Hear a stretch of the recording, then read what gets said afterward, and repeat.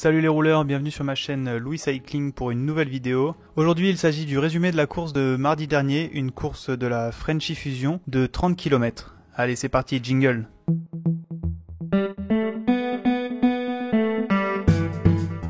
Avant de commencer, n'hésitez pas à lâcher un gros pouce bleu si la vidéo vous plaît. Et en plus de ça, n'oubliez pas de vous abonner si jamais ça vous intéresse, comme ça m'aidera à développer la chaîne. Allez merci, bonne vidéo. On se retrouve maintenant du coup pour le parcours de cette course. Donc cette course avait lieu sur le monde virtuel Watopia de Zwift. Le circuit de la course était l'un des plus connus sur Zwift, c'est le parcours Figure of 8 sur Watopia. Ce parcours fait exactement 30,1 km avec 149 mètres de dénivelé positif. Il comprend une bosse que l'on parcourt de deux fois, une fois dans un sens, une fois dans l'autre. Cette bosse est appelée Hillycombe Forward and Reverse. Dans un sens, on a 900 mètres avec 6% de moyenne, donc ça fait un bon radar qui fait bien mal aux jambes. Dans l'autre sens, il est beaucoup plus pack car il a seulement 2% de moyenne sur 2,46 km. C'est un parcours qui est rendu très exigeant avec le passage de ces deux bosses. On se retrouve maintenant à l'échauffement un peu avant le départ. Comme d'habitude, je fais un bon échauffement avant les courses, c'est primordial pour éviter toutes les blessures. Je fais souvent environ une demi-heure avec environ 150 watts de moyenne et des petits sprints afin de faire augmenter le système cardiovasculaire, mais aussi habituer les muscles à la douleur. Il y avait 114 personnes inscrites au départ dans la catégorie A. Mon objectif personnel était de finir dans la première moitié de cette catégorie. N'hésitez pas à me dire dans les commentaires à quelle place vous pensez que j'allais arriver, c'est toujours sympa d'avoir vos pronostics. Allez, on est parti pour une petite heure de souffrance. Comme d'habitude, on part très fort. Et là, cette fois, je suis parti encore plus fort que d'habitude. J'avais pas envie de devoir racoler les wagons après, ce qui me coûterait très cher pendant la course. Donc encore une fois, il y avait du beau monde qui était là, avec pas mal de professionnels, notamment des professionnels de l'équipe BNB Vital Concept, avec comme Brian Cocard, et je crois qu'il y avait aussi Pierre Roland qui était là. Donc on peut voir que sur le début de la course, je reste bien à l'avant. Je suis plutôt bien placé dans le premier groupe. Mais ça me demande beaucoup d'efforts parce que je suis quasiment à 400 watts de moyenne sur les 5-7 premières minutes. Ça va extrêmement vite dans cette course. Faut savoir que tout le début est plat jusqu'à ce qu'on arrive au Hillycombe Forward, donc une pente de 2% de moyenne qui dure 2,46 km. On va bientôt y arriver.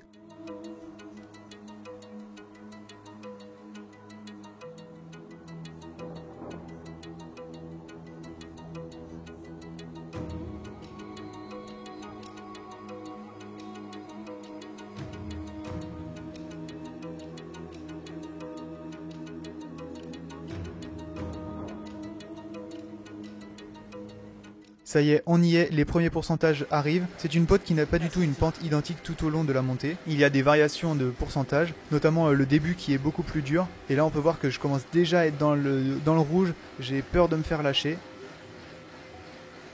Quand j'ai regardé le live de la Frenchy Fusion en replay à la fin de la course, en fait je me suis aperçu que devant il y avait eu des attaques de personnes qui sont capables de sortir presque 6 watts par kilo sur une heure, enfin c'est vraiment des grosses machines et du coup évidemment derrière ça a fait exploser tout le monde.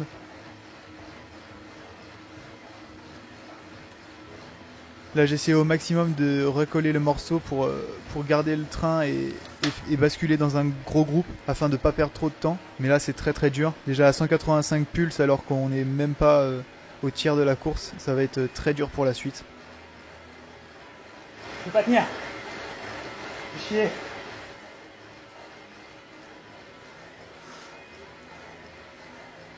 Mais j'essaie de me battre au maximum parce que dans Zwift, si on se bat pas pour être dans un groupe, après les places elles peuvent devenir catastrophiques et ne pas du tout représenter ce qu'on est capable de faire. Donc là je savais qu'il fallait vraiment que je mette un coup d'accélérateur, essayer de basculer avec un gros groupe au sommet.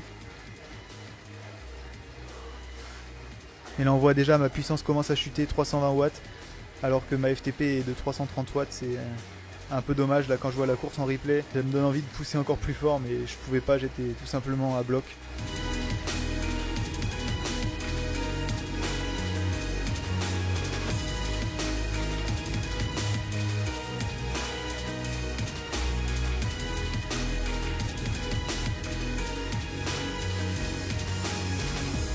C'est trop chaud. Voilà, les premières pentes raides sont finies. Mais la côte n'est pas finie pour autant. Là on voit que ça repart. Et là c'est presque plat. Donc là on est 3 coureurs. Mais ça va pas être assez pour le plat. J'espère soit pouvoir rattraper le groupe de devant. Ah non, au final un gros groupe est revenu de derrière. Donc ça c'était plutôt une bonne nouvelle. Ça voulait dire qu'on n'allait pas perdre trop de temps sur le plat. Sur le plat il s'est pas passé grand chose. On a essayé de maintenir un bon rythme, j'ai pris pas mal de relais mine de rien devant.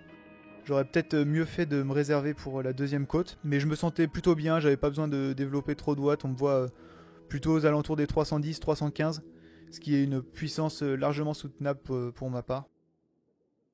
Là, on voit qu'à chaque fois dans les boss, tout le monde en remettait un coup. Et moi, je me faisais souvent surprendre, donc je me retrouvais à faire des gros efforts pour recoller le groupe. C'est là où on voit que je suis encore un peu un novice sur Zwift. Et il faut que je m'habitue plus à me préparer à mettre beaucoup de puissance lors des boss.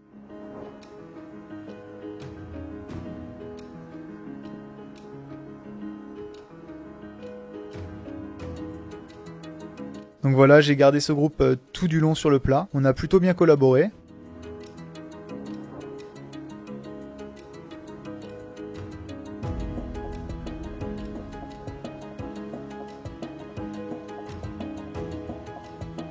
Là, mon objectif, c'était de me réserver au maximum parce que je savais qu'il fallait monter une deuxième fois ce Illicum. Et par la partie la plus dure en deuxième, avec ses pentes à plus de 10%, il me semble. Donc là, j'étais souvent en dessous de 300 watts et des fois un peu au-dessus pour pas me faire lâcher du groupe. Mais là, j'étais vraiment en contrôle.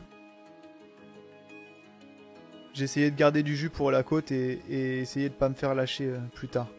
C'était toute une question de réserve. Je crois que c'est une course qui vous a plutôt plu dans le live. J'ai vu qu'il y a eu pas mal de commentaires. Puis il s'est passé pas mal de choses du fait que ce soit assez vallonné comme course. Ça y est, on attaque la deuxième difficulté de la course. Donc je rappelle, c'est une côte de 900 mètres à 6% de moyenne. Et les pourcentages les plus difficiles se situent au début de la côte. On attaque directement cette côte avec du 380 watts, on va presque monter jusqu'à 400 watts. Et le cœur il est déjà très haut, 186 BPM. Je sais que ça va monter de plus en plus tout au long de cette côte. Il fallait savoir que je ne connaissais pas cette côte avant de la pratiquer sur la course. J'étais donc pas très au courant des distances et tout ça, et si j'avais su qu'elle faisait 900 mètres, j'aurais peut-être sorti un petit peu plus de watts pendant cette période. Pour les prochaines fois, j'essaierai de mieux préparer les courses à l'avance. Ça me permettra peut-être de faire un meilleur résultat.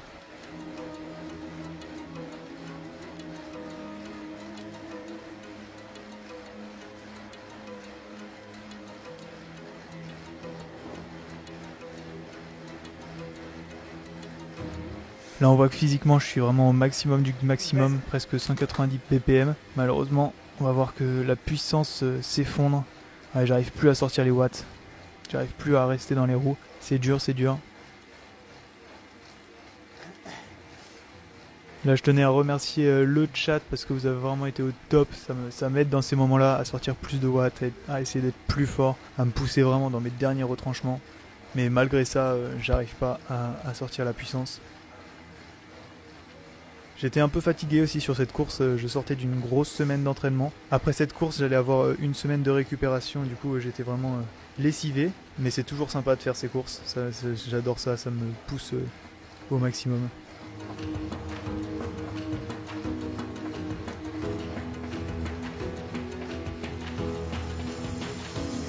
Et là ça y est, on voit l'arche du haut, on voit qu'il me manquait vraiment pas grand chose pour basculer avec le groupe de devant. Malheureusement c'était vraiment pas possible, ce jour-là j'avais pas les jambes qu'il fallait pour basculer avec eux. On se retrouve donc à 3, on a fini cette montée à 3. Donc là avec le trio, l'objectif c'était de pas se faire rattraper par des gros groupes pour pas perdre tous les efforts qu'on avait fait avant.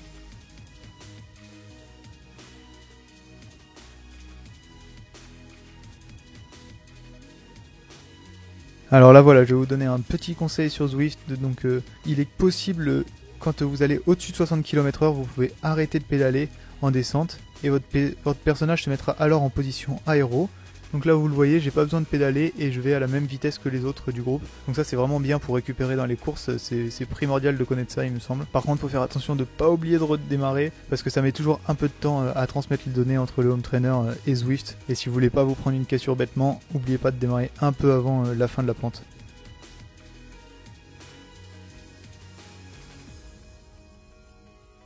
On s'est vraiment bien relayé à 4, chacun prenait ses relais et on savait que la position allait risquer de se jouer au sprint à la fin entre nous. On pensait il y avait peu de chances de se faire rattraper par le groupe de derrière.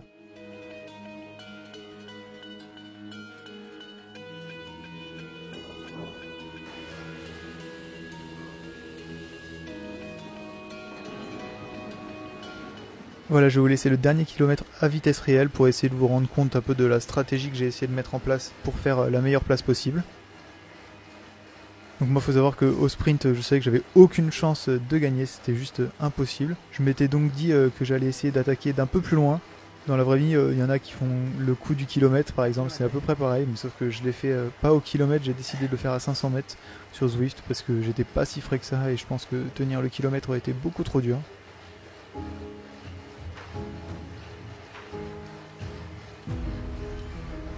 J'essaie de partir à 500 mètres.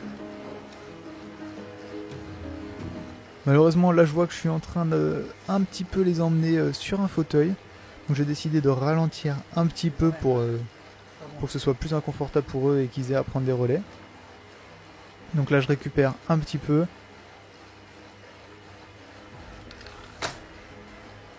Et voilà, à 400 mètres avant le départ, j'essaie d'attaquer pour m'extraire de ce groupe.